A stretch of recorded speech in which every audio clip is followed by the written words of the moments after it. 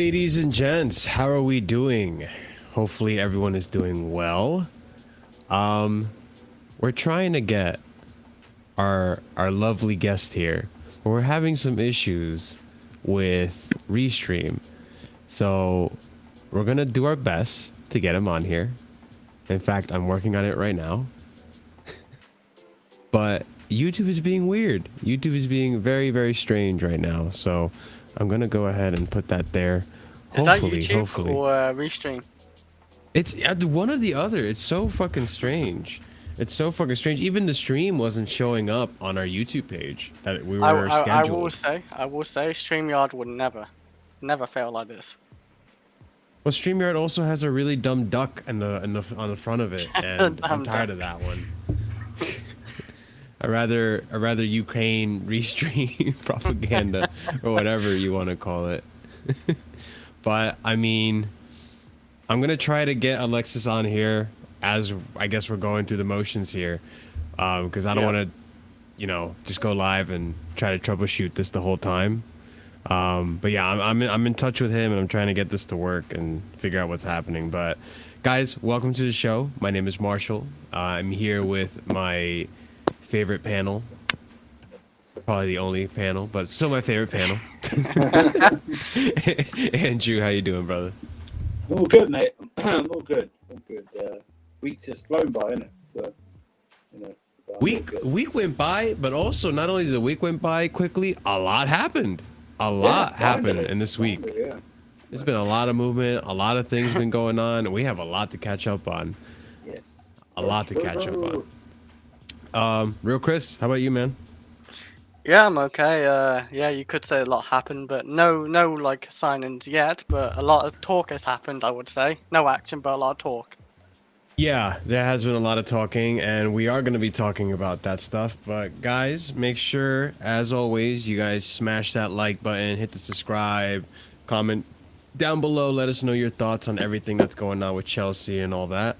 And yeah, send in your super chats if you'd like. Super thanks as well as an option available if you guys feel charitable and want to help out the channel.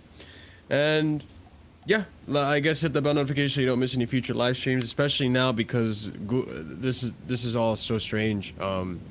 There's no like I guess scheduled posts anymore and stuff showing up for Cage. I don't know why. It's very strange. But all right, I mean, I guess while I try to figure out the technical difficulties we have going on, we'll just start off with this question right here with this topic. Boehly Era, new regime. We touched on it briefly in the middle of the week where we talked about, Marina leaving and her signings that we rated and stuff, when we kind of came to the realization, or we kind of came to the agreement that it was an okay reign for her when it came to her signings. But right now I'm pulling up a tweet right here, a few tweets. So this was from PYS. Todd Boehly has a determination to hire aggressively in the data science space. It's thought he wants to bring 6 to 8 people on board. He's a big believer in analytics. That's coming from Simon Johnson and The Athletic. Other things relating to Boehly and the new regime. Chelsea will appoint sporting director Chelsea will appoint sporting director this year and are expecting to go back for Michael Edwards, having already approached him. And that source is Rob Draper. Do you guys know Rob Draper? I don't know who this Rob Draper is. Yeah, he's a reporter. He's some dude. He's a reporter. Okay, he's a reporter. A check will be made on Michael Edwards to understand if he will be tempted to move to Stamford Bridge. For those of you who don't know who Michael Edwards is, because sometimes I do get confused with these names myself and I lose it between all the names that get thrown about. Michael Edwards is basically the guy who was in charge of bringing in Mo Salah, Mane, Alisson, and all these great players over to Liverpool and helped them rebuild their team in order to accommodate Klopp's system and the Klopp tactics and whatever Klopp wanted. So this guy's good. This guy is probably the number one guy to go for when it comes to sporting directors. I mean, off the top of my head, I can't really name anyone else. I don't know if you guys can that could top him, really. He's probably the best of the best. It's definitely up there. I mean, they've got the guy from Monaco, name escapes me. Paul Mitchell. Okay. Stuff like that. Yeah, I heard about him too. The Atletico Madrid guy keeps getting talked. The Atletico Madrid guy keeps getting talked about. So it's one of those. And yeah, I mean, before we go on to talk about the whole George Mendes situation with Boehly and their meeting and stuff, how do you guys feel overall about this change in regime? I know some Chelsea fans are happy just with the fact that Marina is out. And some are happy that we're, starting to go in the direction we need to go to get this club to change. So I don't really know where you guys stand. We didn't really talk about this on Wednesday. So I guess, Andrew, kick us off. Where do you stand on this? How do you feel about it? Are you uneasy? Are you impatient? No, I'm actually very in favour of it. When the new owners come in, they like to put their own stamp on it.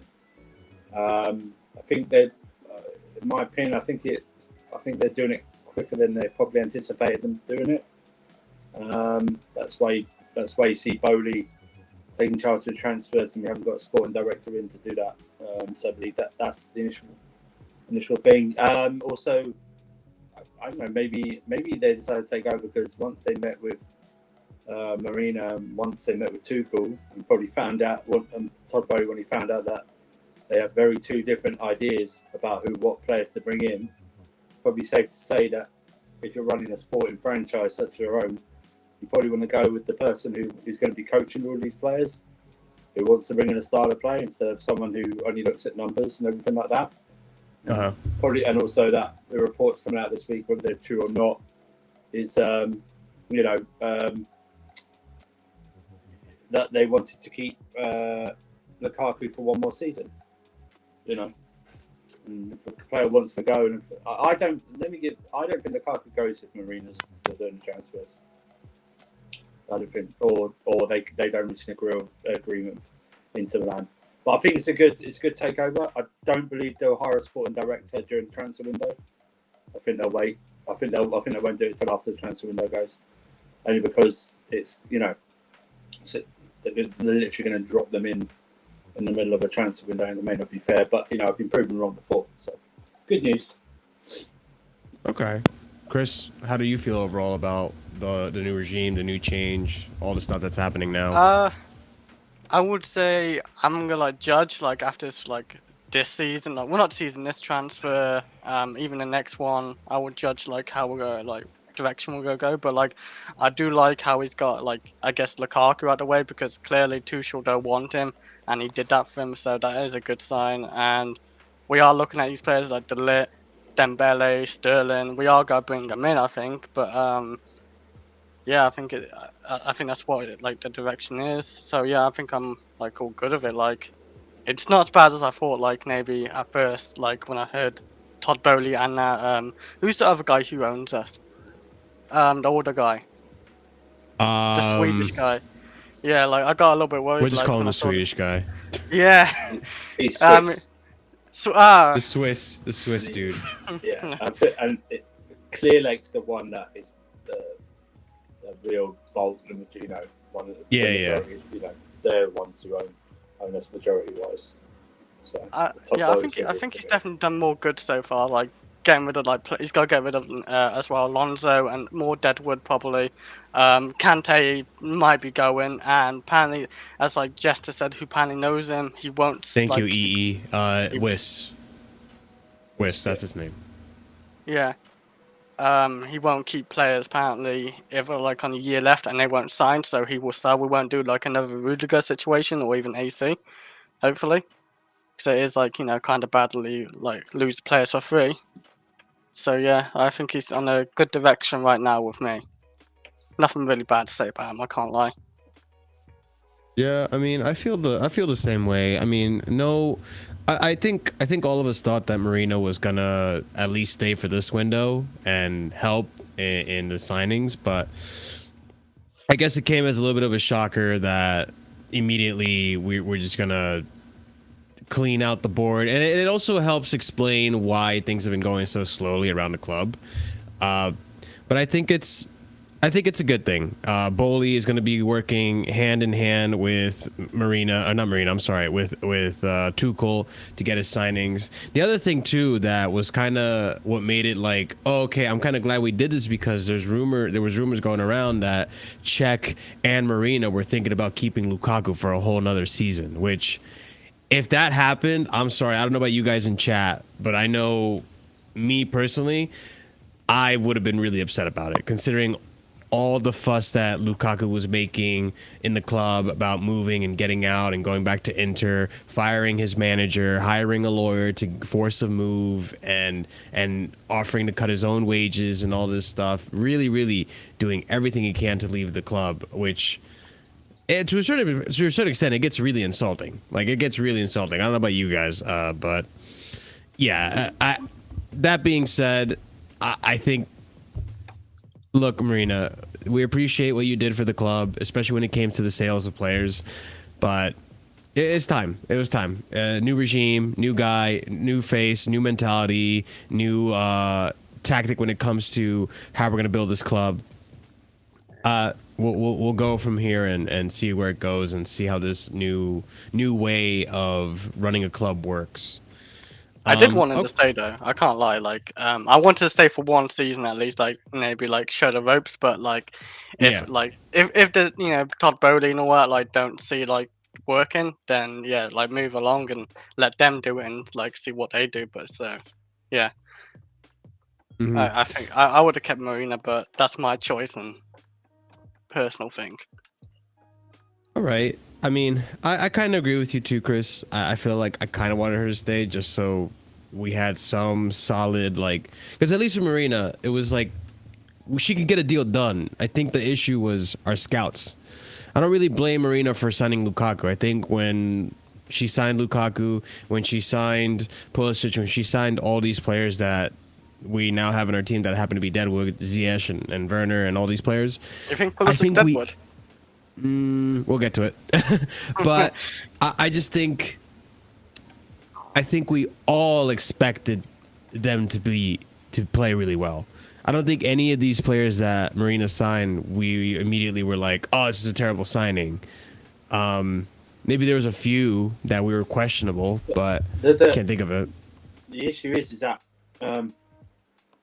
it's all about ego as well. Ego has got to be bruised after this Lukaku deal.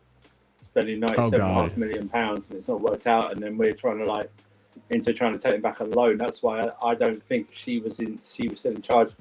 That's where you might have seen a big crash and possible Tuchel may have left because of that. He doesn't want Lukaku here. He doesn't fit his style of play. He's not, he's tried to work it out. It's not worked. So I think ego plays a lot into it. I think she would have, on the surface, she would have been seen to try and negotiate, and then would have gone, oh, well, they're not. She would have insisted on the 10 million euros or whatever it is, and like make sure they're paid next season. Obligation, exactly like that. And it's like, I don't think that deal would have. I don't think that deal would have gone through if she was here. She would have sabotaged it. I truly believe. I'm not, and I like Marina, but I'm just saying. It comes to that, and also, I wouldn't. There's no way. I don't think you would ever see her discuss a Ligt deal with cash plus player. I don't think she'd ever go near that deal whatsoever. As it's come out reports, she favours Kante, or the board favour Kante, or parts of the board favour Kante, but he wants the Ligt as a first choice. Whether Kante then comes second is up to that. But I just think it's all about ego when it comes to something like this. And probably Todd Boehly's like, well, like I said before, it's like, who's actually going to be coaching this team? Who's going to be managing this team? I should really back that person. You know what I mean? And Marina was going to go anyway. Robert's going to be a starter at the end. It's too much loyalty to Roman Abramovich. You know what I mean? So I'm glad she's going. In terms of like, oh no, I'm not one of those who like it's all her fault or anything like that, because I don't believe it. Yeah. You're but fair. I'm glad Bruce, unlike more some importantly, Chelsea I'm fans. glad that parasite Bruce Buck is gone. I want him out. Everyone's but he's a consultant, dude. He's never going to be consulted about anything ever again after this. Never. Can I ask you guys a question about? Can I ask you guys a question about Bruce though? Like, Yeah. was the Chelsea fan base pretty much okay with Bruce up until the point where he tried to get us into the European Super League? I mean, I think that Or was there always questionable things for Bruce? I think that was the major thing. I think there was always mirrorings about how long he's been there and you know what he actually brings to the table and what he actually does. Apart from attend meetings, which I don't know what he does. Don't know what but listen, that was probably a tipping point, and probably a bit. But also a tipping point was the way that these two people have. And for Marina's, I can understand because she's so closely linked to Abramovich, but like the way Bruce Buck and the other board cronies allowed Thomas Tuchel to be effectively a de facto face and voice of the club during the sanctions period, and the way they let Peter Cech as well go out during that the Super League into the crowd. Do you remember that? That's basically when he went into the crowd to calm people down. Yeah, it was like that. Threw him into the fire. They're just a bunch of suits. Man, I'm not saying these new people won't be, but you know, out with the old and in with the new so far. Let's see where we are. So. And I agree with part of the statement you said earlier about how we're approaching this a little differently. We're approaching this with a little bit of like at least a transfer market with like a trading mentality, where like we'll be talking about it later, but you know the deals that we've had for like Werner, for Ligt, and trading in possibly giving. Sweetening the pot for Dembele with the prospect of like, you know, Aspie, Alonso, even though they're already, you know, bound to sign, but that sweetens the pot a little bit for them. And just making good business ties with all these clubs and having good business relationships and trying to like work with them, giving them something that they may need for something that we want. And he's been an American style sports and trading as well. That's why I said you'd have a week. Anyway, you get holy shit. Remember, I said ladies and gents. He's here. I'm sorry, Andrew. I didn't mean to interrupt you, but no, I do like that approach a lot. But ladies and gents, the man, the myth, the legend, through trials and tribulations, he made it work. It's Will. through trials and tribulations, he's made it work. I'm glad to have him back on the channel. He's one of the hardest working content creators out there. This man gives you videos 5 days a week, even when he's on vacation. So you gotta admire the guy. Seriously. But guys, give it up. You know what? Let me get this ready. Hold on, I wasn't even ready. Give it up, ladies and gentlemen. He beat Restream. He's here. Alexis, the Kavkas View. Give it up. Yeah, let's go. Yeah, that's what's up. That's what's up. Modern day I literally had the same I'm mission. so sorry. Modern day technology can't beat us. Oh my god, bro! I am so sorry about the technical issues. I've had Chris have the issue, but he managed to fix it. Andrew had the issue, he managed to fix his. I don't know, man. Oh man, I don't know who this is, whatever this new program is, but it is a nightmare to get onto. Hopefully sorry. All right. No, yeah, fine, hopefully bro. they do. You didn't create it. Yeah. What ended up working? Was the link that I sent you, the last link I sent you, worked, or I don't know what you did? It just worked. It was good, man. It was so I literally just clicked on the link, went on Chrome, didn't work. I went onto the very first one, and then they asked me for my Google account. Mm-hmm. So I'm guessing it's the same way StreamYard gets you through. But I don't think they care. So let's talk about football. Okay. Yeah, it is what it is. We'll talk about it backstage if we have time, but.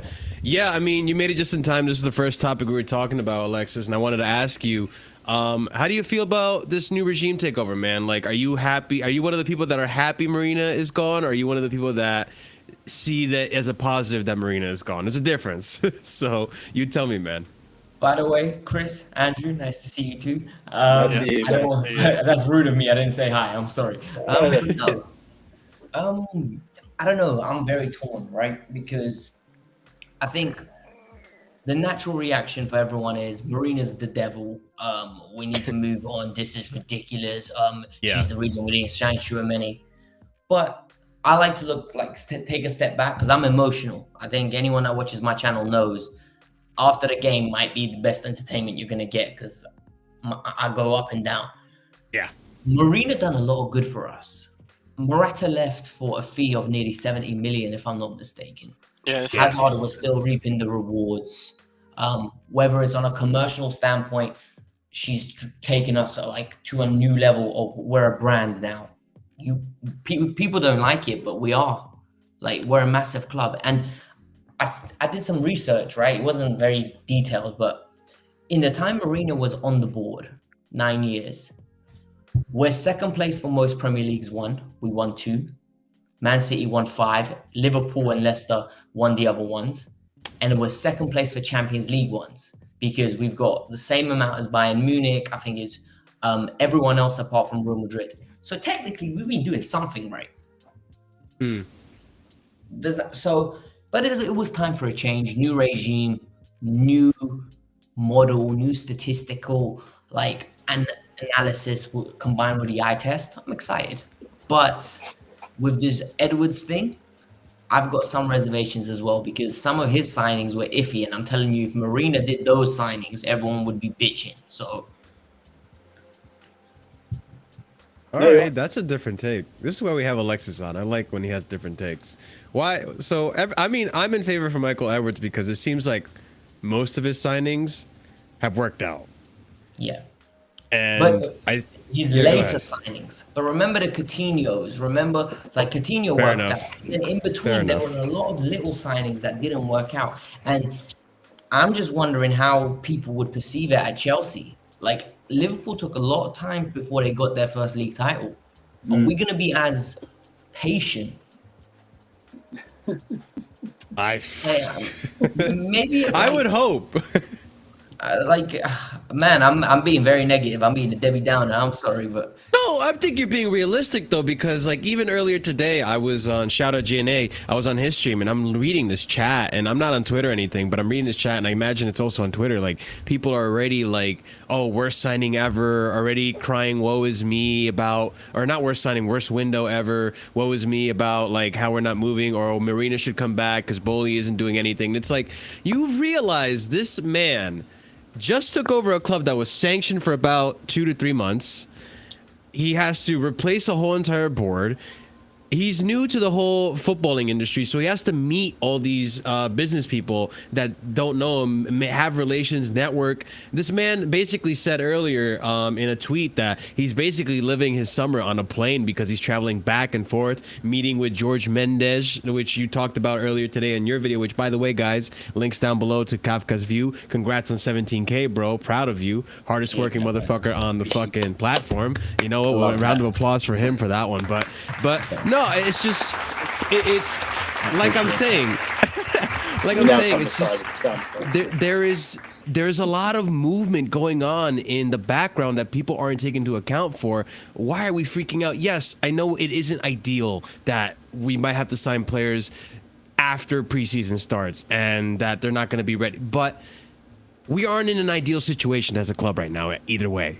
There's a lot of stuff happening, a lot of changes, and we have to adapt, and we have to just be patient. I think I agree with Alexis. I wish there was a World Cup. I wish there was a World Cup this summer. Yeah, at least it would be more distracting. Andrew, I don't. Because I think everything would have been slower. Oh, that's true. Yeah, you're right. All right, fair enough. Yeah, that's true too. I hate fucking World Cups for one reason. I can curse here, by the way, right? Yeah, no filter, bro. I fucking hate him, man. I absolutely hate him because you get one James Rodriguez 4 good games, and all of a sudden, I pay 90 fucking million for him. He's got the minerals. Hey, fuck off, man. You're wasting money down the drain. Ooh, Dumfries is good. He had a good 4 games for Holland. No, he wasn't. That's my fear for that. I really agree.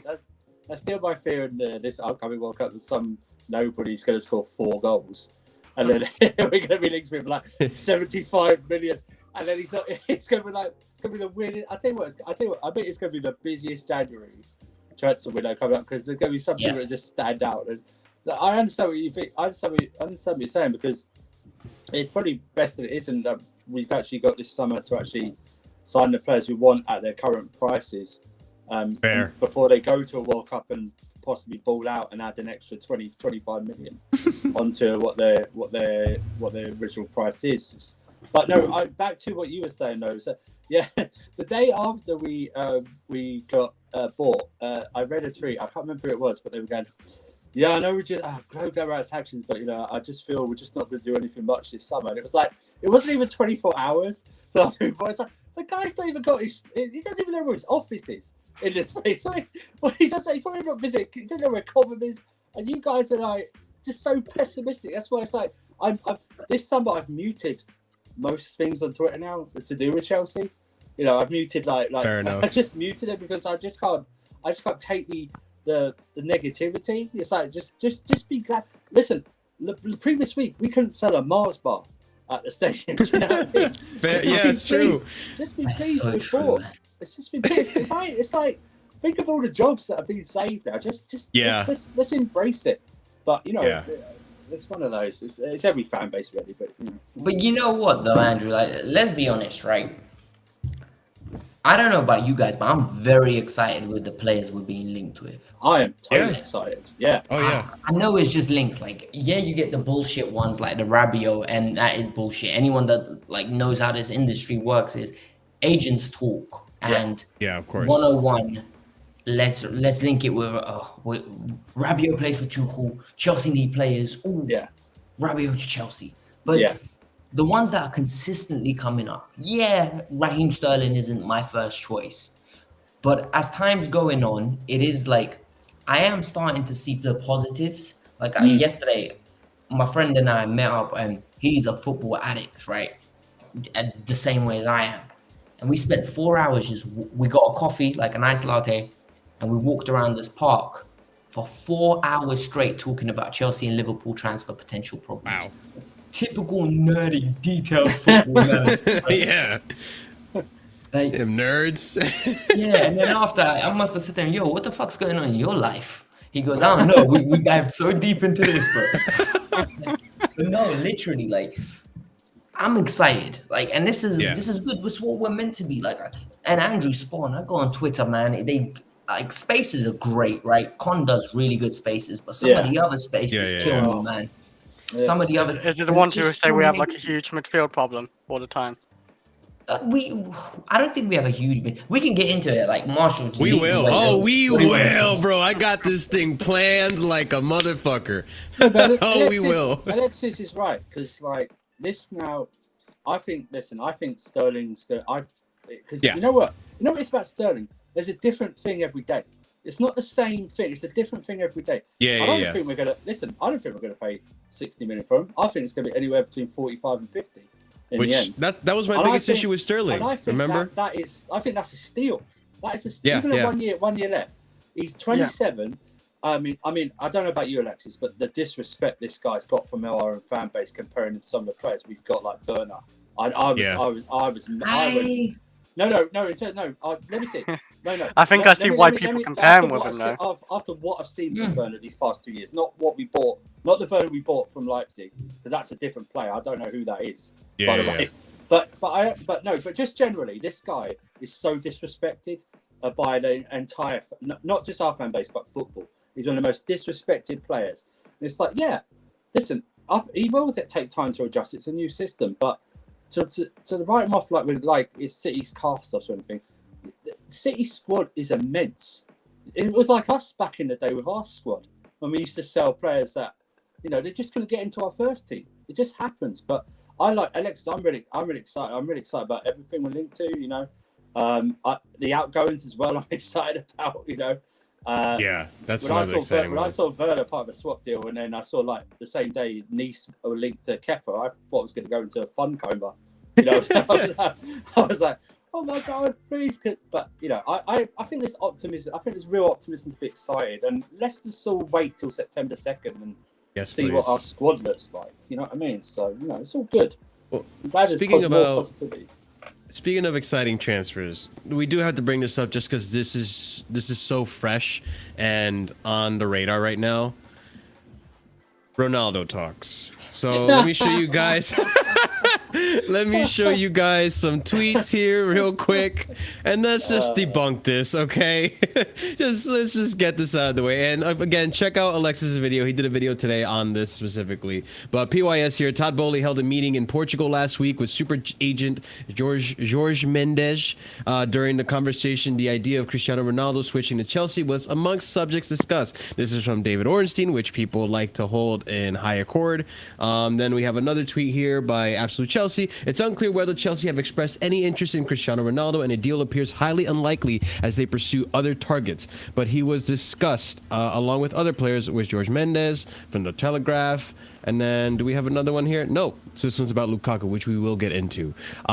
Listen, I think this is just clickbait headlining stuff. Like, it has to be, because like, okay, like, look, I just don't. All right, I get the point of view that people are coming from, that okay, Boehly wants to make like a key marquee signing, right? And what bigger marquee signing can there be than a Ronaldo? That would be a huge signing, big attention grabbing, headlining, always marketing, all types of things that come with Ronaldo. It's great and fantastic. But I also think about it this way. How much more different stylistically will Ronaldo be than Lukaku? We just got rid of Lukaku for the reason being respect that... Ronaldo. No, I do respect Ronaldo. But Ronaldo was a lot better at Lukaku's age than, you know... even right now, I think Ronaldo's better than Lukaku now. Yeah, no, 100%. He outscored him last Italian season and this English season. I'm just saying, like... Does Ronaldo fit the system that we want? This fluid front three. You know, Lukaku didn't fit it. I don't see Ronaldo fitting it either. Do you think it's depending who Ronaldo has by him though? Like, say if we had a Dembele and a Sterling and Ronaldo in the middle, maybe that three would work out. But if we had like the same Chris, I don't even think that's the issue. I think if we played the way we played last year, with Ronaldo's movement, Reece James is getting at least 15 assists. How many times did a cross go and no one's in the 6-yard box anticipate? Ronaldo got so many of those goals for United last year, where like he was bullying teams for fun. I think Wan-Bissaka assisted him. Yeah, like our issue wasn't that Ron wasn't participating. Ron wasn't even finishing. Like he wasn't at the end of stuff. Yeah. So like, and plus, you know, Marshall said it's clickbaity, right? If you read the article, it doesn't even say Chelsea are considering buying him. He was mentioned in conversations, and that's something I do believe would have happened because Ronaldo's unhappy apparently. Well, he was meant to buy him a couple of days ago, wasn't he? He was meant to buy him. Yeah, Ronaldo's unhappy. Like, and as his agent, Mendes did his due diligence. He most probably said, you know what, we got Cristiano. You want age 37, LeBron James of football, huh? The real LeBron James of football. Yeah. Father time hasn't caught up with him yet. Yeah. Like, I don't know. I might be overly optimistic. But I do hear that with Reece James, because Reece James can pull in the ball. Also, Jorge Mendes does have loads of other clients as well. João Felix. João Felix, guys. I'm just saying. You know what? Don't get me excited, man, for no reason. Don't get me excited. I bet it was at the end of the conversation when Boehly cheeky went, yeah, what about Ronaldo? And then someone overheard it and spread the news or something. But I wouldn't even be surprised if this is Ronaldo's camp. Oh, yeah. Just like trying to put a little lighter up Man United's ass. Hurry up and sign some players. No doubt. I'm probably not even. It probably wasn't even Boehly that arranged the meeting. It probably was Jorge Mendes that arranged the meeting. Well, that's what I heard. I heard Mendes arranged the meeting. There's a new owner in town. Wants to get lay land, try and get some of his clients in the door, try and get an influence, you know, something like that, and move on from there. But there's no doubt that Ronaldo probably is looking to leave, no matter what Ten Hag says or anything like that. I don't think he wants to stay there. You know, so it's a bad move for him. I just don't see. I never seen him play that, I don't think. I just don't see Ronaldo coming to Chelsea. I mean, there's these links too with Neymar, and I'm just that I can see happening. That I can see. Call me delusional all you want. That, but you know why? Because it stinks American. That stinks PR. We are big club. We just signed the club for 2.5 billion or whatever they spent on us. And it's literally like, ooh, Neymar's available on loan. Chelsea will get him on loan, paying his 50% of his wages. Neymar's gonna come. He's the poster boy, commercial. He's wearing a Dodgers t-shirt in the summer. He's taking his sister's birthday off to fly to LA. Like, you can just already see. Like, I hope the club don't go that way, but I can see it go that way because it then is literally circus once again. It's not what fans want. But at the same time, I don't mind Neymar. When Werner was pitching in that Dodgers uniform, I thought we were trading to him. That's how desperate I am to get him out. But it was the. But no, he's right, And the thing is, everyone's so obsessed with people's wages at this club. It's like you're only obsessed when you're not doing well. But if you move Rom off, so that's 325, right? Trying to get Werner's off, that's 275. You're looking at 600k, which I think isn't that something in the region or something? I don't know what Neymar earns, or isn't he makes 42 million euros a year. Okay, something's got to do. It's not bad. Yeah, that's not bad. Yeah, that's not bad. He says. It's okay. Yeah, that's all good. But I think you're right, though. I think you're right. You know what they should? You know what, Alexis? I'm starting to think now. You know their language at the start. I really wish they wouldn't have used marquee signing because it builds everyone's like, what's a marquee signing or something like that. It's only because. If it doesn't happen, like you say, Neymar, that would be a marquee sign, no matter what. We're gonna get 6 signings, boys. Yeah, but I'm like everyone's expecting that. Oh, that groundbreaking. And I think one's already done. It's that goalkeeper, the American guy. Oh yeah. He'll go on. He'll finish the season. Oh, you're counting that one. That means Kepa be off our books then, probably. Well, no, because he's going to stay on loan at the MLS for their season. Well, he's 18 years old, and you know what? Like, I don't mind club. Like, for me, the fact that we're doing signings like that shows that we're scouting the future talent of tomorrow. Like, yes, I think Andrew and I are the same age, roughly, right? But I don't know how old Marshall is and Chris is, but I still remember when we signed Courtois as a youngster. Yes. Yeah. So Courtois must have been like 17. And I remember I was like, who is this guy? And then he was on loan again. And I was one of those nerdy kids once again. I was just checking out the stats on him on a weekly basis because there's no like YouTube where you can actually watch the highlights. Yeah. And it was such a nice way to see his like trajectory. And maybe this is another way of this, like, because I saw that kid's highlight reel. He looked amazing shot stopper. Yeah, he did. And just the 42 million years, about 808 grand a week. Just letting him know. Yeah, that's not before bad, tax. That's not before bad. tax. So yeah, but no, you're right, and that will be the first one. And people, well, why are we buying him? Why did you ask yourself why Chelsea and Real Madrid are interested in him in the first place? If Real Madrid and Chelsea are both interested, no. But what people go, why are Real Madrid interested? Real Madrid don't usually go for like slackers or anything like that. And he will finish the season at MLS because they finish like October time or something like that. And then he'll probably go. I don't know. Is he in the World Cup squad, Marshall? I don't know. No. It's He going to might be not. either Stefan. It's going to be either Stefan. The keepers. And there's 2 other ones, dude. I can't remember. But the only issue, Stefan isn't playing enough, and the other one isn't playing enough either. So there's 3 keepers. They're not It'd in be the the Man squad. City keeper. Hey, no need to ask Marshall. I know my American football. I listen to an American. Oh, okay, football. cool. I don't know. See, I know he plays for Chicago, right? Go on. Yeah. Man, but they've got a serious problem, the US men's national teams. We've got all 3 goalkeepers as second choice now because the one at Nottingham Forest, he doesn't look like he's going to be playing. So Greg Berhalter is really stressing out, and he's basically telling them whoever moves and gets regular first team football will get the number 1 jersey. Yeah. No, and it's true. And honestly, with Berhalter, I have my own complaints with him that he can't seem to decide. He can't seem to decide what his starting 11 is going to be. It's Pulisic. That's all I know. Like it is what it is. But that's a whole different discussion. What about that Dest guy? Is he not like a main star over there? Dest, Reina, if he Dest is stays not fit. as good, man. Dest I is know not he's. as I good know as- he's not. I know he's not like great, but like. Top American player, man. This is why I don't want to sign any more American players because all of them come with like the biggest tag signed on them. You start hearing stuff like the Russell Westbrook of football and. But back to Not wrong. Ronaldo. I think Ronaldo thinks just that he wants to leave.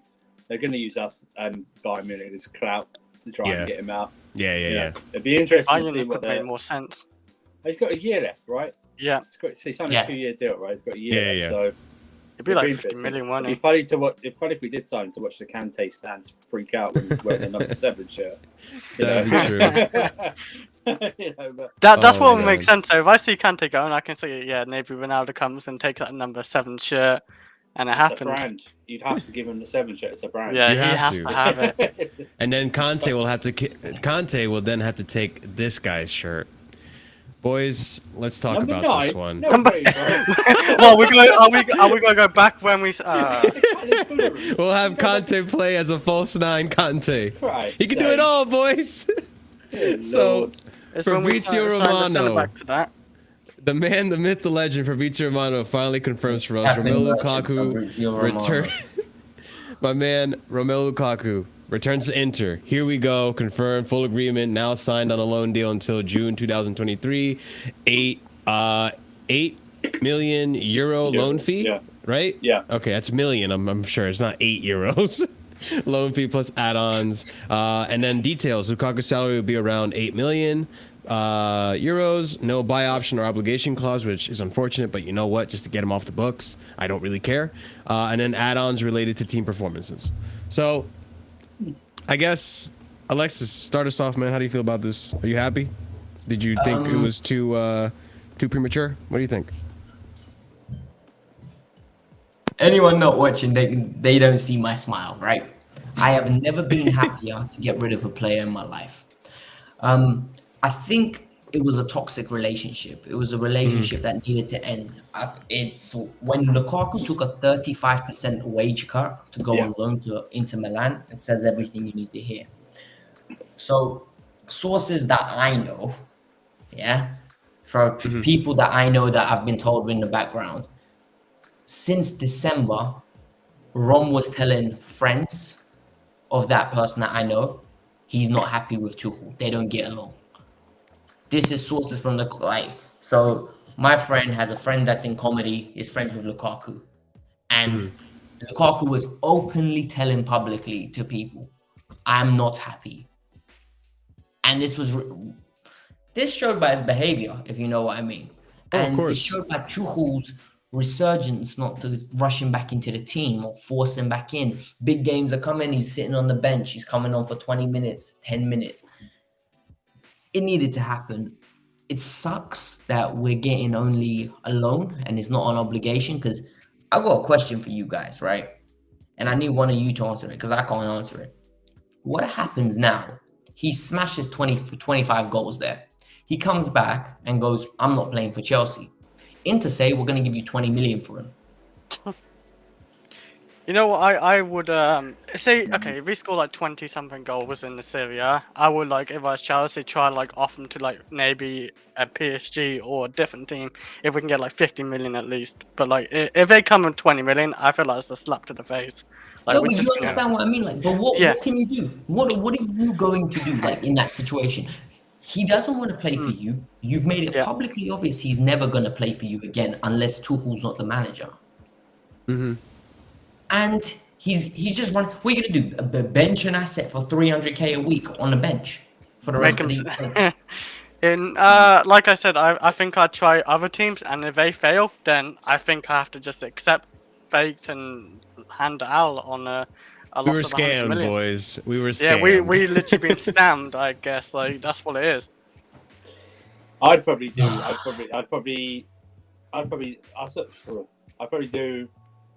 another year loan with an obligation of something like 40 million. That's what I would do. That's why. Because the amortization makes sense. I'd insist on it. This loan fee being higher.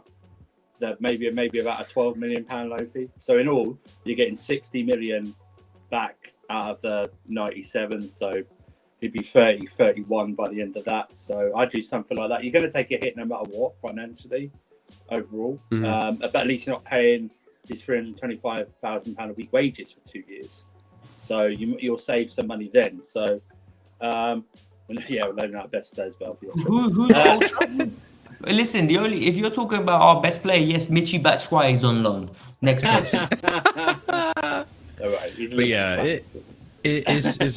Liverpool banter right there. It's really unfortunate, but look, I think It needed to happen. He needed to go. I didn't want him in the team anymore. I didn't want him to start after that whole spiel that happened where we played him for multiple games and he wasn't just doing anything for all of January up until February. I just wanted Kai Havertz to start from there. And even when people were complaining about Kai Havertz's performance and bringing back Lukaku, I still refused. But despite that, I really think with Lukaku, Inter are gonna buy him again. It's inevitable. We're just gonna have to really cut our losses. Oh yeah, we're gonna have. I know there's no obligation or option to buy, but I think he's gonna perform for Inter, and Inter are gonna want him back. I think it's gonna happen. Unless the financial thing is that you somehow work one of their better players into a part of the swap deal or something like that, that's the only way you'd avoid them paying us back. Because I don't know. See, because we never paid the full 97.5 yet. So you have to work off that about, ins and outs of the financial thing, how much we owe, how much they owe, something like that. But listen, it had to happen. He had to be the first to leave for anyone else this summer. It had to happen because it would have just been a festering grey cloud over everything. Yeah. Plus the wages. Plus the way, but even without the wages, he had to go. Yeah, you know what? Say what you want. This summer's turning out to be great. Ziyech, Werner, Pulisic, and Lukaku. Even this is going to be my favorite summer ever. I'm telling you. Alonso possibly gone as well. And then Kepa on loans. Hey, look at us. Look at us. Saul is going back to Atletico as well. No more paying him. Yeah, Saul's going. Oh, hey, I never want to hear that name again, man. Ross Barkley might be leaving too. Talk about wages. Jesus Christ. Over 200 grand a week for Saul. Hey, listen, by the way, don't get me started on Tuchel, because people think I'm letting him off the hook. I like the manager, but there's 3 things I have about him that piss me off. And if he doesn't change and results start going bad, people are going to be on his neck. Number 1, his stupid reliance on Aspie and all these old players. I've had enough of it. Rotate and use some of the youngsters. Trevor Chalobah had a good season and was getting shafted for Aspie. I don't understand why. Dude, he was the National Player of the Month in March and then dropped out of nowhere. I don't understand. No idea. We need to go. Though? I thought he got injured then. He wasn't injured. I remember after Chalobah near the end, he was doing a few fouls in the box and what was Aspie doing, Chris? No, I agree. Yeah, I agree. Aspie, and I don't want to see Aspie at right wing back again. He ain't got the legs for it, but I still wouldn't mind him as a backup. Aspie being a fucking stripper, bro, for no reason. He wasn't even really a backup this season. He's more of a starter. Alexis, you remember Chris? He's a defender of every nearly Chelsea. No. But I get where Alexis is coming from. My only defense of Aspie towards the last third of the season was that I feel like Aspie was just being overplayed. Because you play Aspie, rotate him in every now and again. He does a job. We saw how he played against Real Madrid in that second leg. That man was taking initiative in that right wing back position. But I need him to take initiative onto that bench. I agree. You can't play Aspie 7 games in a row and expect him to perform well. You can't. He's not there anymore. That was what Alexis was saying. And then that's stupid, It took too long to drop Lukaku. It took too long to drop Lukaku. It did take too long to drop him. Fucking pony, yeah. And it took too. And then this is what irritated me. He signed off. I don't care what anyone says. It's a club signing with Lukaku and Saul. He had a say. This is publicly clear. So far, I'm sorry, this sounds bad. 2 signings we've made under you. Both of them have been bums. I'm telling you now, the 3rd one better not be booty juice. I do not need terrible players. I need something reliable, and I need somebody that is gonna be a positive outlay. They have to get the next one right. Also, can I just say, all this protecting the Tuchel, which is fine. Oh yeah, but Lukaku was a board signing. I can count on my 2 hands that the signings that weren't board signings, most of them are board signings. Okay, they just deal with it. It's what happens in Europe. They're mostly board signings. All right, so don't He had it in PSG and Germany. They were board signings. Okay, they weren't his signings. So, but listen, now, Alexis, the pressure's on him this summer. Yeah. Because if he's more heavily involved now, it's big time pressure now. Yeah, it's big time pressure. What might let him off, what might give him a bit of space, is how congested this season is upcoming is. Because obviously we've got the World Cup, We've got to play the Champions League group games, and they're all clustered together. I know That's some not an people excuse, want- Andrew. No. I'm not. Everyone's saying doing it. I'm not saying it. We're all is for doing me, it. but people now saying, "Oh, I've got to give him 2 years, bro." If we're down in 8th or 9th, before the World Cup starts, I said you know, 2 years. the question's got to be asked. You know what I mean? But he's right. And also, do you know what I didn't? You know what I didn't like last year, and I don't rate him. I don't rate him as high as others. But you remember Cho was on about that 8-game run, right? When he was starting to come into a bit of his own, playing well, sort of thing, and he just dropped. He just dropped without any. No, but you know why Cho was dropped? Cho had Achilles problems, and it was managing. Man, Andrew said Cho, and Alexis was like, "Who said Cho?" Trust me, bro. If Cho goes, I'll be fine. I'll be fine if Cho goes. I'm not. Where? This Cobham thing, I'm not like, Cho's going nowhere. Cho's going to win the Ballon d'Or with Chelsea. Oh no! Let me see. Hey, when you read, remember a couple of weeks ago when someone leaked a story about Tuchel is focusing on Cho, wanting to turn him into whatever the player was, and like he's going to refocus on Cho. Neymar, yeah, that's why we're signing Neymar. So Cho can learn from him firsthand. What are you talking about? But my heart sank. It's like, come on, bro. Listen, I hate this little Cho slander. The guy is going to come good. I'm not having it. That's the one player you can't cuss in the team. Everyone else, I have a go. I've got too much stocks. All right, I'm all in. I put my house down. You're literally with me with Timo Werner with the faith. If you put your It'll house turn on out it, well. Hey, Chris, I've got no faith in Werner. He can't control the ball at this moment in time. That's why when I read Kavkas View, I read Kavkas Cho View. Yep. Cho's Oh my goodness. Cho's View, Jesus. But yeah, boys, look, I'm happy Lukaku's gone. Good riddance. I hope we can get rid of him for real, and I never want to hear that, guys. One of the most embarrassing signings in Chelsea history, one of the worst signings in Chelsea history. He is the worst. Good riddance. Yeah, financially. Yeah. Yeah. We did the tier list on Wednesday, Alexis, and we ended up all agreeing that Cho, Lukaku. I'm sorry, Lukaku. I would was be the worst signing. signing. I'll tell you that now.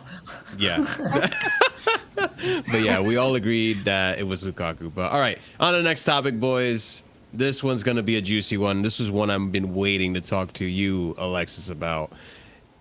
This one's gonna be awesome. All right, so Declan Rice. Here we go, boys.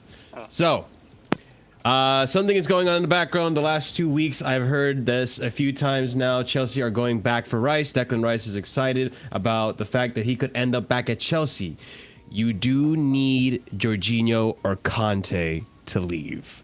This is coming from Dean Jones Soccer, who was on the terrace, I guess. And then, hold on. More tweets relating to this. Hold on. I'm having a little technical difficulty here. All right. More tweets from Simon Phillips. West Ham reject a Chelsea approach for Declan Rice. Blues may return with the new offer. So we're making moves for Declan Rice. To be honest, he's the only midfield other than who is the other one? Sangari that we're linked with. And Jesus Christ! Don't even get me started, man. That's gone ice cold. That's gone really quiet. And it was his agent doing the talking. Yeah. Yeah. I mean, now it's looking a lot worse that we didn't go for Tchouaméni or Kamara last season, but we move. And then the next tweet here relating to Declan Rice mentions adding Broja to the deal. I mean, let's talk a little bit about Broja, and then we'll get to the really meat and potatoes of this, which is the whole Jorginho Kante situation. But how do you guys feel about Broja? I mean, Alexis, let's start with you because I don't really know where you stand with Broja. I think you like Broja. I think you want to keep Broja. And you do see him as... me sound like a problem sexual, bro. No, but like I like Broja too. I think he's a very talented player. But he did die off midway through the season. I don't think he's ready for Chelsea. But yeah, he's very young. I don't think he's ready for Chelsea. But they expected that. It's overplayed. Let's just say this trade type of style of signing players. If we were to get rid of Broja to lower the wage fee of Declan Rice, would you be happy with that, Alexis? No. You do not. You see, this is what really frustrates me about our policy, right? We need 5 forwards, and I think this is the way to go. 6 at a push. You have Kai, Cho, Dembele, Sterling, Broja. All of a sudden, you have Broja as the youngster that's coming in and battling for minutes, but he's ready to play here and there. No one can convince me he's not better than Timo Werner from what we've seen. No one can convince me he's not going to have as big of an impact as Ziyech just has at this moment in time, because he's proven it already at Southampton. He got 6 goals, a 1 in 3 non-penalty goal rate. We're about to spend 50 million on Richarlison, apparently, right? Who's got 7 non-penalty goals in more games. Like, let that sink in. And they're similar stylistically. Broja is good enough to play a bench/start role, but this is where the issue comes in. If he wants to start 33 games, we can't stand in his way. If a good bid of 30 million comes in and he's like, look, I want to go and play, all right, that's your decision. We gave you a good opportunity here. You can move on. But you can be Kai's substitute. You can come on the left-hand side. You can come on the right-hand side. There will be minutes here for you. That's just up to you to take your chance when it's given. Because if we have 5 forwards, he will get a chance. Andrew, you're muted. Andrew, you're on silent, brother. Still muted. Sorry, rookie mistake. There we go. I totally agree. And also, if I was him, I'd be looking at that forward line we currently have going, I'm better than probably every one of these players. I don't know if I'm better than Kai. I'm probably a better finisher than Kai, but he's got more experience. So I would like that because, yeah, you say you're going to West Ham, you're going to start, but bro, they start with Antonio up front, yeah. He's a leading line. They only play one up front, yeah. And Antonio starts nearly all their games, and he might be getting older. That's fine, but they're not in Europe this year, right? I don't think they're in Europe this year, so he's going to be starting. Europa Conference, I think. Did they make Europa Conference? I don't remember. They're in a conference league. Yeah. But he starts most of their games, right? Unless they're injured or suspended or something like that. But I would really like, have a frank discussion with Tuchel where he sees him. Because he's got to be realistic. He's coming to Chelsea. No one is guaranteed first team football. Of course. Right? It's a big squad, yeah? If you got the balls and the spine to say I think I'm good enough, then step up and try. Yeah? Step up and try. That's what I like. I can understand him wanting to go and move elsewhere. That's what everyone wants to play. It's all the same. But I've got a feeling he'll probably will. We will sell him though. I don't think so. I actually, let me rephrase that. Under the old regime, we would have sold him. I think we would have sold him because Mourinho loves getting that money for these players, right? No matter how much they cost. But I think he's got a real shot if the changes are made up front with Werner, Ziyech and Lukaku obviously going. Because you got Sterling and Dembele as your essential first choice wide players, right? Probably, if they play the 3 up there. You got Kai, who de facto is that one in the middle. He's the first choice at the moment because he's a senior one. And Broja could definitely battle Kai for that because Kai, for me, as brilliant as he is, he's still got improvements in his game to do. I think Kai is missing. I think for me, Kai and Mason Mount are the starters, right? Those two are going to definitely start. Right. And then it's going to be Dembele and Sterling coming in.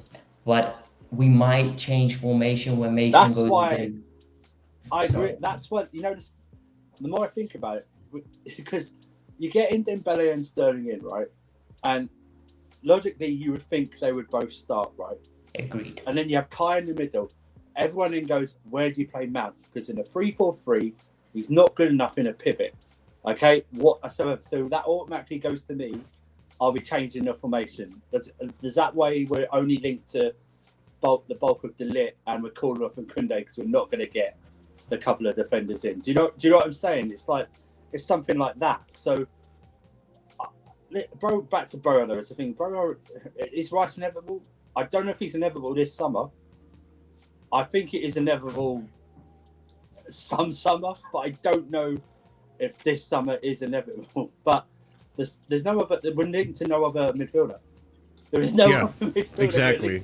And I think it's a really big signing that we need to make is having another midfielder, because let's transition over to this discussion point.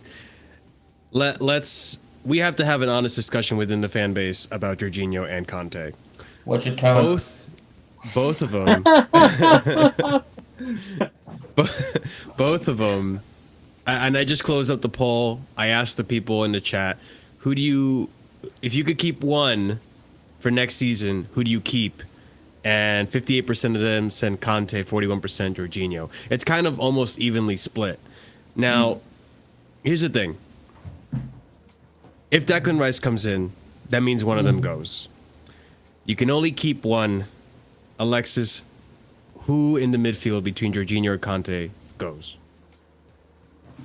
Why do they have to go? Like, I don't understand why they have to go. Look, like, I mean, they're up there in age. You can make an argument for both, right? You can say that exactly why, Jorginho. though. Like, let me explain to you. I picked Jorginho, right? I would keep Jorginho. I would get rid of Kante. And my issue here will remain, and this is the thing, right? And a lot of people aren't going to be... Last year, the reason Jorginho was poor, like the way people said, which I don't think he was poor, and Kante was poor, and Kovacic was out of this world, is because we had 3 centre mids. Like, and I don't think people realize that. Like, you bring in Saul, right? And Saul is useless. He played 2 Premier League games. Yeah, you bring in Ruben, who Ruben did his job. Ruben was 5th choice centre mid. He did his job. Like, if you expect Ruben to come in and be N'Golo Kante, Jorginho, that's your problem. There's a reason he's 5th choice midfielder. Yep. So now my question is, even if you bring Declan Rice in, which is the wrong profile for me, completely, you have 4 players. And all of a sudden you can rotate these players. Kante doesn't have to play 3 games in 7 days. Jorginho doesn't have to play 4 games in 10 days. Because then they'll be more fresh and they'll be more like the Madrid midfield where, I don't know if any of you watch Madrid, right? But in between Champions League games, did you know they were resting Modric rotating with resting Kroos and rotating resting Casemiro? Yeah. The reason being they were prioritizing which game was coming. They were like, okay, we'll have the trio here. Here we'll supplement it with 2 other pieces. Yeah. Chelsea need to be able to do that. And Saul was a waste of a signing. So now it looks like the players are past it. But 9 months ago, we were all shouting 2 Champions Leagues, 2 Champions Leagues. And Jorginho was dictating midfields. Yeah. Yeah. Sorry if I come across angry, by the way, people. Like, I'm not very angry. I'm a happy person. No, it's totally fine. I feel like... Go ahead, Andrew. Go ahead. No, I think you're right. The thing that Jorginho, one of the reasons Jorginho also didn't play well is because he was overplayed last season because of the injuries to Kovacic and Kante, and the man was playing with an injury himself for part of that season, and he was overplayed. He's a very good. He's not my favorite. I'm not gonna blame him for everything like this fan. This fan base on Jorginho's flip flops every season. He's either good or every single time he's either good. I've said in it, Jorginho's piping their girl. Yeah. That's the only reason that's so many. There must be something. No, but I think what's interesting is how what they do with the contracts of these guys. They're both on 1-year contracts. I think Jorginho is probably an easier contract to negotiate. Whether he wants to extend or not is another thing. He wants to go home. Kante's an interesting one when it comes to his contract, only because availability is so key, and he is not as available as he once was. He's on 290k a week, which the old N'Golo Kante definitely earned. But this N'Golo Kante, I'm not sure whether if you set the top, if they're going to analytics, they're going by numbers and they're going by what they're doing. Do they see merit in offering him a contract the same amount of money and more? When they look at his numbers and realise that he's hardly... I think this was Kante's poorest season in the Chelsea shirt, okay, by far. I think it was his poorest. We saw his limitations. We saw him... I don't know if he's good. I think he cost us 2 goals in the second leg against Real Madrid. Definitely one. But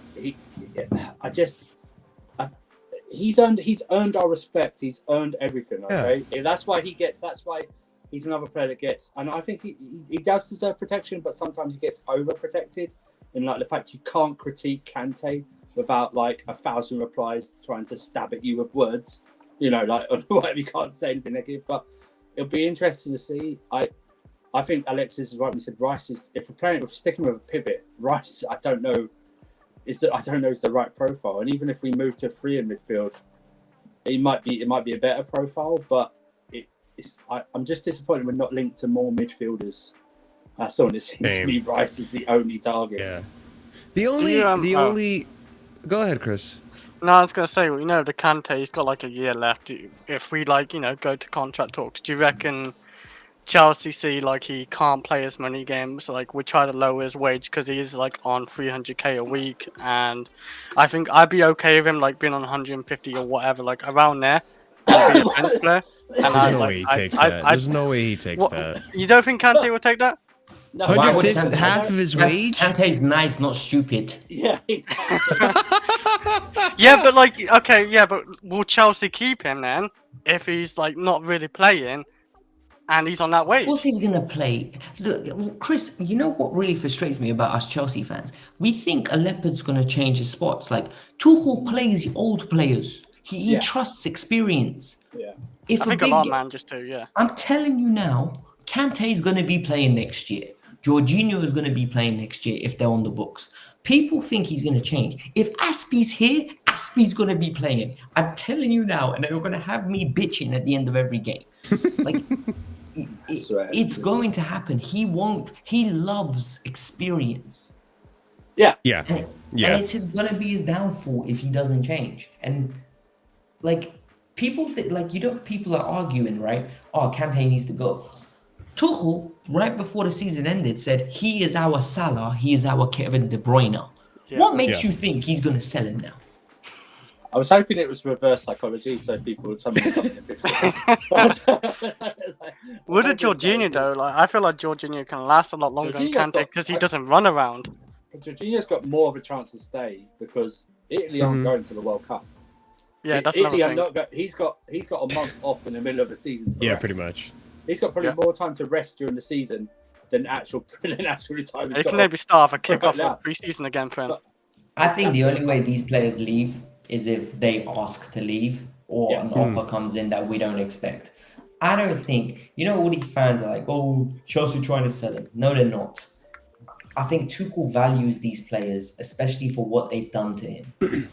Like they've won a Champions League for him. They've got him to numerous finals. Yeah. I think these guys are here to stay. And the people that are going to leave, if anyone's leaving, is Billy Gilmour, Conor Gallagher, Ethan Ampadu. And I think quicker people understand that. Yeah. Ruben Loftus-Cheek, Barclays, they're the ones that are for sale. It's not the free experience players. I'm telling you now. What the only people discussing whether Kante and Jorginho are leaving are Chelsea fans. There's no links to any newspapers. There's no links to any newspapers whatsoever. There's not even the agents coming out. Not even discussing new deals. Yeah, do you know what I mean? Jorginho's agent just came out and said, "We'll happily go back to Italy, but we're happy here." Yeah, that was what, like 3 or 4 weeks ago, something like that. It was afterwards. But the Juve links, right? Well, I think that's lazy. I think that's lazy journalism. Because why? Even during this now past couple of days, where the Ligt's been linked with a swap deal for Chelsea players, Jorginho's name's not brought up. It's Werner. I've seen Werner a lot, and I've seen Pulisic and a couple of them. It's not Jorginho whatsoever. Yeah, or if it is, it's like the last bit right at the end, or they may consider Jorginho. But can they please take Werner first, please? Because he's the one. When that deal's announced, if that deal's announced about the Ligt joining us and swap deal, I'm not even looking at the first half of that deal. I'm looking at the second half of that deal where it says, "And Werner's going to Juventus." That's all I care about. Well, you know what's funny, right? I'm celebrating departures more than I'm celebrating. I think we all are, though. It's long overdue. These Deadwood players have been taking up so much money in the wage books and such. By the way, I'm telling you now, right? One thing: Werner goes to Serie A.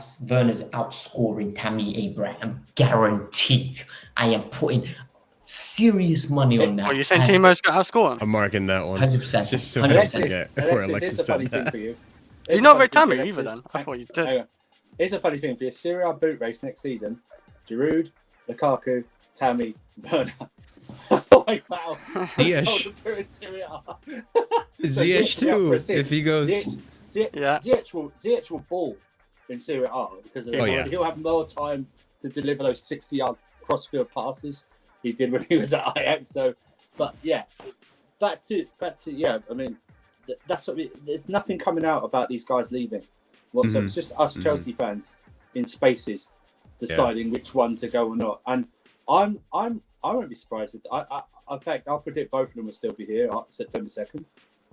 Whether they have new deals or not, they'll both be here.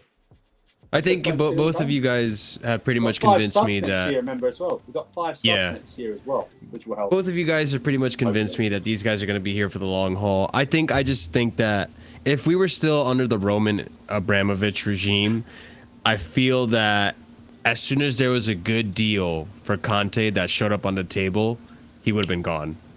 I really feel that Kante is the one that, because the only thing I disagree with everything that Alexis said is that the fact that we weren't rotating Kante enough or that we were overplaying him. I feel like this season especially, we actually were rotating Kante and Kante was still getting injured. I agree. We did overplay Kovacic. We did overplay Jorginho. But I felt Kante, there was a few games that Kante was sitting on bench because we were conserving him for Champions League or another game. Bro, it's because he was injured. Let me put it this way, Marshall. He gets rested and doesn't start the game. But yet, with 20 minutes on, he has to come on.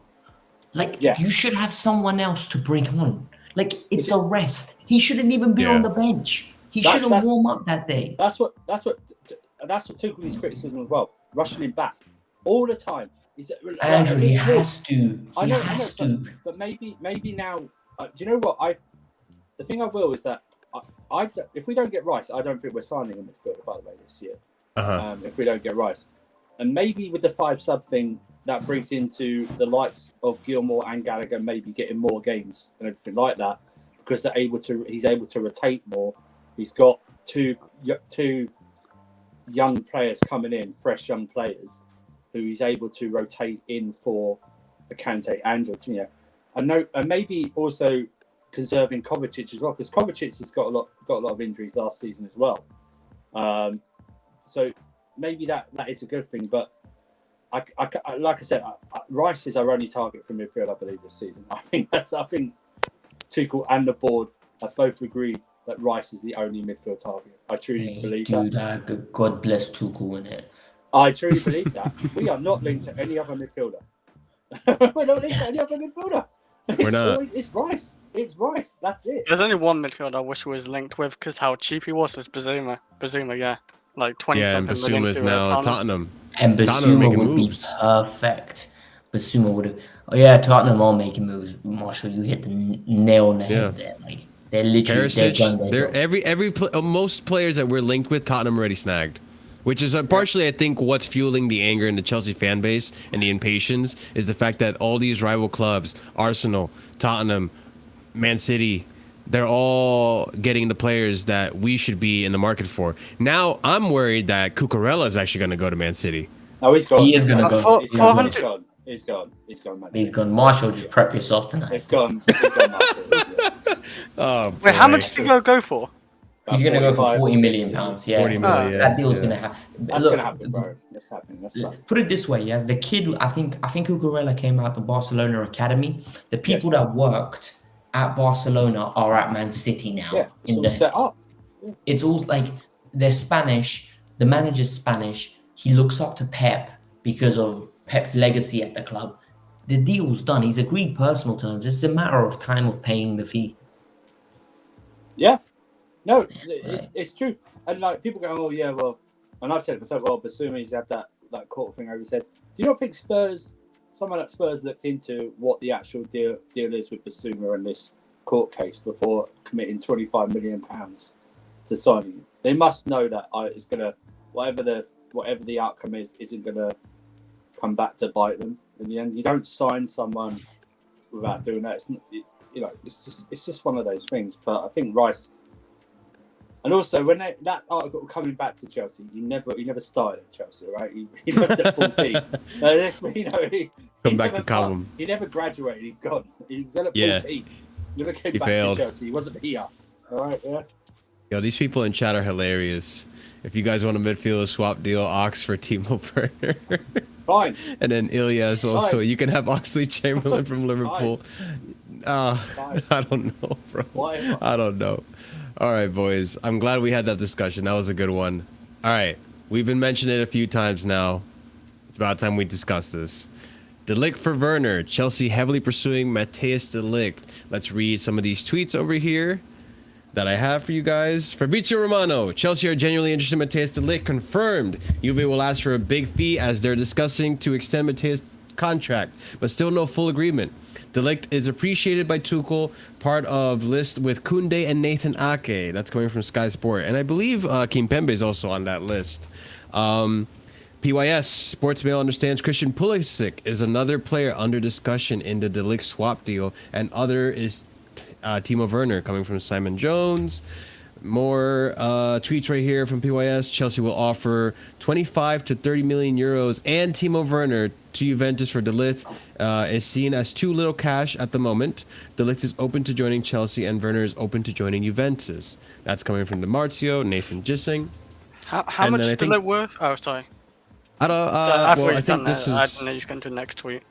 I don't remember how much Ligt is. Ligt has a release clause of 120, so that's 100 million pounds. Yeah. However, a lot. However, he's refused to sign a new contract because he wants an. This deal's not going to happen, guys, and I hate to be the bearer of bad news. Ligt wants a release clause of 150 million euros. Or something lower than that. And the reason why is because he wants Chelsea or the next club there always to be a way out. He doesn't want to be trapped at a club. He comes from the Haaland school of thought. He had Mino as his agent. And this is where I'm worried that Chelsea are just not going to do it. I think we're rather Tuchel wants him, the board want him, but I think we're going to get Koundé. I actually prefer Kante, but like if Tuchel wants, I think I prefer him Ligt, too. if Tuchel wants to Ligt, I'm like okay with that. Like maybe like can use him better. I don't know, but like Koundé, excites me a lot more on Ligt, if that makes sense. Like I've seen like Koundé, his height doesn't matter because he can jump up really high and win a lot of headers. He's very quick. He can shoot. He can pass. He's like a perfect option for like a back three if we do stay back three as well, as a right back, not right back, right centre back or something. Or left centre back. He's a good player. He's a very good player. Listen, I don't know. If we start to hear the same stories about it the next couple of days, then I'll start to agree. It's probably not going to happen. But if anything changes, well, it depends because I read a story yesterday that they tried to lower the buyout clause. They then offered him lower wages as well in a new contract, and it was like he obviously rejected that. So it's one of those. I think my desperation to get the number 11 out is I want it to. I'm willing to. No, but you know what's interesting? I saw an article, and it said. See you, Chris. Yeah, I see Later, Chris. Yeah, I see that you guys say, yeah. So the article said that it will be Werner and Juve want 70-80 million euros. That's not gonna happen. Not happening. That's not gonna happen. That's a lot. Bro, you're more likely to get fucking pick swaps than like that kind of money. Like, it makes no sense. But that's no sense. Personally, I don't see it happen. This deal is going to be too complex to get done because Juve want cash. They don't want players. They can convince themselves all they want. They want our shit. And life's not good to lose Lukaku and Werner in one go, right? We're not, because Chelsea agreed deals with Leipzig. Yeah. And I think Dortmund for Werner.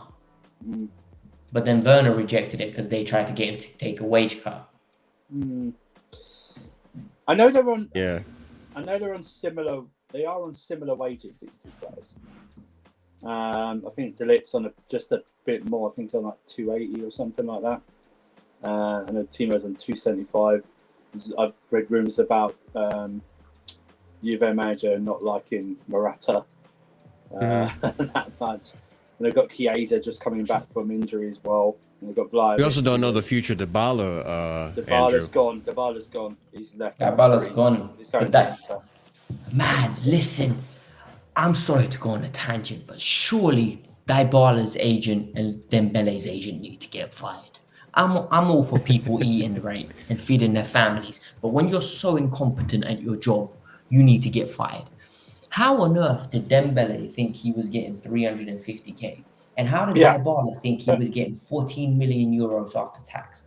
Blows my mind. These Yeah. are both injury-prone players. These are players that haven't played regular football for the last 2 years. These are players that have underachieved based off the hype that they underwhelming. had. Yet, their agents have managed to convince their clients that they're going to get these wages. And now, two of the most pristine talents are being stuck with either Chelsea and Barcelona in Dembele's case, because he's stuck. Bayern don't want him, PSG don't want him, Madrid and he's at Barca, but Madrid don't want him. Dybala's only got into Milan. Like, It's what? I on one hand, I think like the nerve of these agents to ask for that type of money, given these, like you said, their injury records. Like I'm not 100% sure. I know Dybala, but looking at Dembele's injury records, when you look at the amount of Hey, bro, Dybala's not that much better. I promise you. But it's like, are you not reading the room here? It's like you're 350 grand for a guy who's missed, like in Dembele's case, for the 4.5 years he's been at Barca, a huge chunk of that 4.5 years. For you to think 350k he's just going to snap up. Plus Alexis, I don't even know how much the signing on fee is as well. Do you know what I mean? As well, the signing on fee, they're probably asking for a huge amount as well. Let's put it in context. Rudiger got 28 million signing on fee. Yeah, that's what I mean. But Rudiger's played. Yeah, but Rudiger, what you say Rudiger's played? Rudiger's played what? 18 months?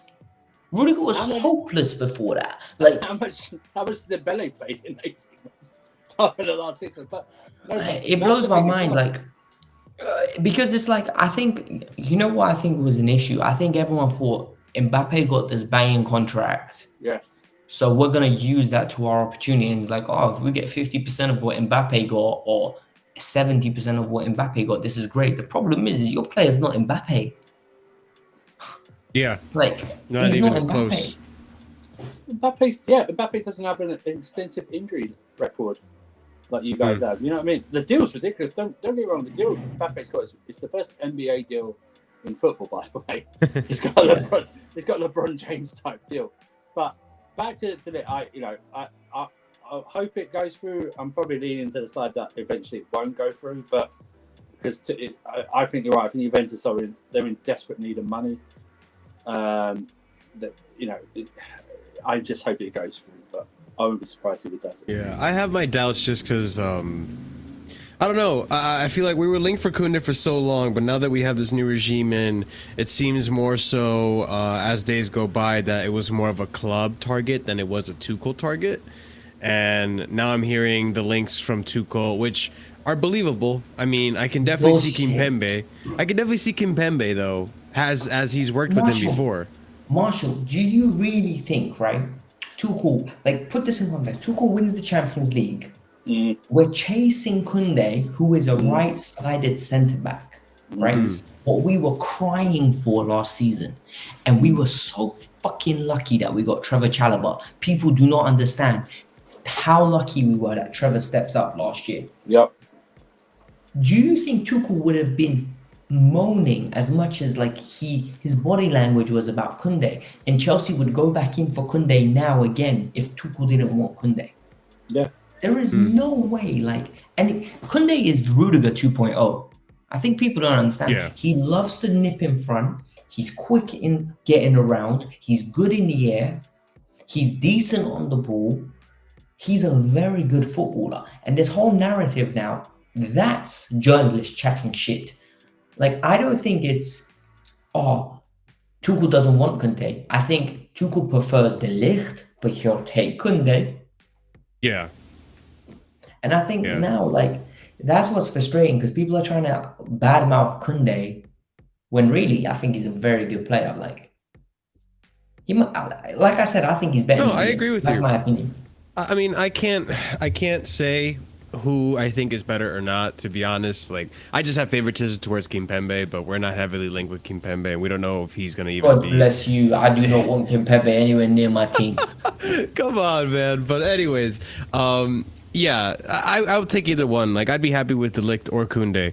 I mean, I think I prefer to go Koundé just because of the price tag. I think we're getting a better bargain for the buck there. The Ligt, I don't know. People talk about his Ajax days and then are very disappointed with the games he's played in Juve. So I don't know if he can't do it in Serie A. What makes me think he can do it in English Prem? You know, so. We'll come back to that when there's more news about it. Hopefully, good news. I mean, I do want to find a home for Werner because I feel bad that well, I don't feel bad, but it's kind of crappy that we have a player on such heavy wages sitting on the bench. And to be fair, he could go to another team and maybe do better there. Just he's not made for the Prem. As much as I like Timo, he's not built for the Prem. It's just facts at this point. But we move on to the next topic, and possibly the last, depending on how much time you have, Alexis. Yeah, bro, it has to be the last. I got a 5 a.m. start tomorrow. All right, there you go. This is the last one, then. This is the last one. It's probably going to be your favorite one, Alexis. We get to talk about his favorite player, Hakim Ziyech. Here we go, boys. So, Fabrizio Romano coming out with a tweet right here. Hakim Ziyech's agents have already had direct talks with AC Milan board. Ziyech would be happy to join Milan. Been told Chelsea and Tuchel are open to let him go if right conditions are guaranteed. Ziyech on AC Milan's list since a long time. Talks will continue soon. And then we have more on Ziyech right here. Chelsea are pushing for a loan with an obligation to buy. AC Milan are more keen on a loan with an option to buy. It's described as not an easy deal at the moment. And then last tweet, I believe, right here is talks are continuing between Chelsea and AC Milan for Hakim Ziyech. There are real glimmers, especially regarding a loan deal with an option to buy. However, Chelsea are pushing for obligation to buy clause to be inserted. So Chelsea try to get rid of him. For good, which I don't know. Me personally, I feel like the fan base has forced me to really like this player because I've defended him so much because I felt like it was unfair the way I feel like he was judged unfairly for a lot of things. I get that he is at an age where he's supposed to be performing, but I feel like the formation, the system didn't suit him. Sometimes when he would be doing well, Tuchel would decide to take him out of the squad.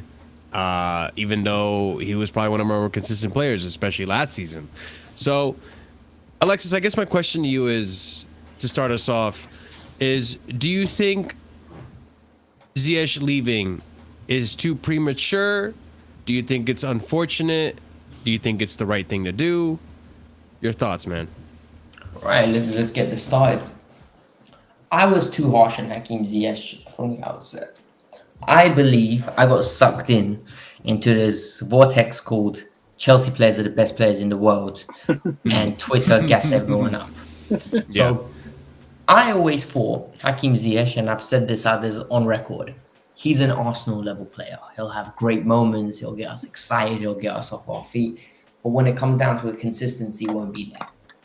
And there was a reason he was in Eredivisie at the age of 27. Then he comes in and I see nice moments here and there, but no consistency.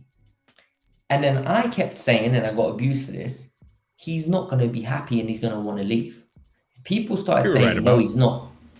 And he's going to want to leave because he's 29 years old. He needs to play football. He's in the prime. He's too good to be sitting on Chelsea's bench. Because, and getting like 15 minutes every third game. He's too good for that. And so for me, if he can go to AC Milan, he'll play there most probably. He's on the right, Rafael Leao's on the left, so that won't be an issue. He'll be competing against Brahim Diaz. And man, it's a good move for Chelsea. It's a good move for him.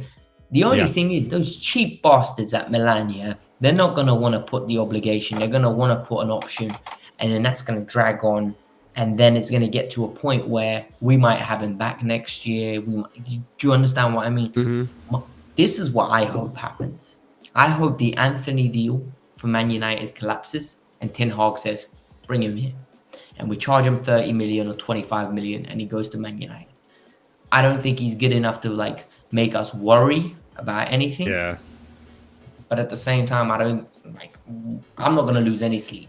That's what I'm going to say. I'll be honest, and maybe this is the bias in me, and Andrew, you can correct my bias if it is that. I will. The thing with Ziyech is I feel like I don't mind the option because, to be honest, depending on how this window goes, we don't know if Tuchel is actually going to stick with the 3 in the back or try to change to a 4-3-3 as he's done multiple times this season. If he changes to a 4-3-3, then you make the argument that Ziyech is perfect for this role. And But then you Ziyech signed is probably, Dembele. Yeah. well, right now, Yes. links with Dembele have been dead. There's been Chelsea waiting on Barca because Xavi wants Dembele, but Barca don't want to pay the wages. And then Chelsea also don't want to pay the wages, but we're waiting to see what Barca does to make a move on Dembele. So now we're at a standstill. So now we're realistically, the only one we're linked to that's realistically going to happen soon is Raheem Sterling. So if Dembele falls through... Chelsea are in a perfect position for a Dembele deal. It's only us or Barca. And Barca seems to be pulling away from Dembele every hour. No, but Barca aren't pulling away. Barca told him, we're going to pay you X amount. I don't know what X amount is. Okay, so yeah, he doesn't like. And they're not moving on it. Sounds like he doesn't like hybrid deal. Sounds like. But back to Ziyech. Sorry, Ziyech. Did you finish on Ziyech, Marshall? By the way. Sorry. Yeah, pretty much. I feel like maybe next season we could switch to a formation that'll suit him better. I don't think Tuchel likes him. I don't think he likes him. I honestly don't think he likes. I can't disagree with that. I think he uses him sparingly. I don't think he suits the 3-4-3. He often played him. Remember, he's played multiple. You talk about other people playing multiple positions last season. Ziyech played multiple positions. I'm sure I remember him playing part of a pivot for a few minutes in games. He played at wing back as well. Oh, Jesus Christ, you're right, he did. Listen, out of that 2020 summer, I was the most excited for him coming in because he's that type of flair player that was a bit missing. I'm not saying he's anywhere near the levels of a Mata or a Hazard or something like that, but just that X factor I thought we were missing. And obviously, he got injured in pre-season, as everyone remembers, and had that slow start. But listen, Alexis is right. He needs to go. He wants to go, and we should just let him go. I don't think we're going to regret. I can't remember the last Chelsea, like the proper, like when we sold a player that I've lived to regret. Probably Kevin De Bruyne is the only one that comes close. Pretty much. But I wouldn't swap what we've won after we sold De Bruyne, if you understand what I'm saying. So he'll go. If he goes to AC Milan, I mean, literally he'll just be swinging in crosses for Giroud or Zlatan. Yeah. And you know what? Don't even get me wrong. Like, I know for a fact that if he leaves to go to another league, he's gonna ball out. He's gonna rack up numbers. I'm not gonna regret it. It's just inevitable. This system doesn't suit him. Some players, I think you're right. Some leagues, they just don't suit some leagues. Well, we see that with Timo, right? And I think you're right. Like, Tuchel doesn't like him because what's been so confusing with me and Ziyech is that even when this guy was balling out and playing consistently and looking dangerous and creating opportunities here and there, game after game, next game he would just get benched. And it's because Tuchel doesn't like him. And yeah, that's what I mean. You know what? You're right. You're absolutely right in saying that. And fair enough. It's a damn shame. I really think this player is very talented. He is that flair player that I would love to have in this team, but I think he's just a victim of circumstances. He's a victim of the manager. He's not Tuchel. Tuchel didn't sign him, and then Tuchel hasn't embraced him. Yeah. And the thing is, like, what does he do to embrace him? Like, he likes Callum Hudson-Odoi more than him. And why? Because he can run. He can run. He can run. Tuchel likes athletes. He likes athletes. Pace, yeah. PMP. Athletes are going to be ahead of it. And you know what? You lot need to stop disrespecting Callum's tech. Give it time. You all want to come around. I'm telling you now. I've had enough of this. Listen, he can go on loan next season, have him play starting football, and then we'll see what happens when he gets back. Disrespect. That was funny when they linked him to Brighton earlier, like a couple of weeks ago. I was thinking, I was like, "Are you going to play? Obviously, you're going to play with right wing back then or left wing back because they don't really play with any wingers today." So but the thing is, he's good enough to be an inside forward, and I think there was periods where he was playing these inside forward roles for Chelsea, and his statistics were like amazing. It's just his finishing. And remember, Vinny Jr. didn't have no finishing, and then he started. He needs a loan though. He does need a loan though. I think he needs a loan to develop, Alexis. Build his confidence. I think he needs regular game time. That's yeah, and he'll get it on the loan. I think he needs to build consistency, and he's not going to get that at Chelsea. Yeah. No matter how Tommy Tuchel loves him, he just doesn't. He's not going to get it because we're at a club where you rotate a lot. So it's one of those. So, but yeah. Will go. We'll see what happens. I think it's a little bit of a shame Ziyech is going to go, victim of circumstances. But at the end of the day, the more deadwood we get rid of, the more players we bring in. I'm happy with that. And if there's Tuchel targets and Tuchel does what he says he's going to do and does right on his word, and it works out, then you know what? It works out. This guy won us a Champions League. I trust him to win us more. So on that note, I do. I still, you guys brought up a lot of good points on Tuchel and his decision making, which I forgot about because I like to only remember the positive things. But you guys are absolutely right. But we'll see what happens. But ladies and gentlemen, once again, thank you, Alexis, for coming on. We really appreciate you being here. Again, sorry about the technical difficulties. We'll have you back again soon, obviously. But my man, keep grinding, keep doing your thing. Keep making your videos, man. 17K is no fucking joke. Go, guys, check out all his links. I put them in the description. His Instagram, his Twitter, his YouTube, all of it's there. Show him some love and support. And yeah, guys, make sure you like, comment, subscribe, hit the bell notification so you don't miss any future live streams. As we've had earlier, sometimes these streams don't pop up on the feed. The notification bell will let you know when they do. We'll be back again Wednesday to talk about Andrew. You're gonna like this one. We're gonna be talking about Carlos Ancelotti. It's gonna be a fun one. Yeah, it'll be a fun one. But is he or is he not the greatest manager of all time? We will see on Wednesday. But ladies and gents, I appreciate you guys being here. We'll catch you on Wednesday, and you guys have a wonderful night.